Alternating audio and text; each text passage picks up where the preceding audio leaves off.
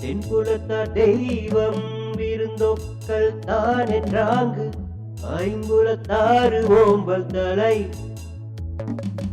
குருவின் அருகே 4 சனகாதி முனிவர்களின் சிற்பங்கள் இருக்கும். மற்ற நாட்களை விட ஒவ்வொரு வியாழன்கிழமையும் இவருக்கு சிறப்பு அலங்காரம் செய்யப்பட்டு பூஜைகள் நடைபெறும். இந்த தட்சிணாமூர்த்திக்கும் வியாழனுக்கும் இருக்கும் ஆன்மீகம் தாண்டிய விஞ்ஞான அறிவியலை கொஞ்சம் தெரிந்து கொள்ளுங்கள். சூரிய மண்டலத்தில் இருக்கும் ஜூபிட்டர் எனப்படும் வியாழன் கோளை சுற்றி 4 மிக பெரிய கலிலியன் துணைக்கோள்கள் இருக்கின்றன.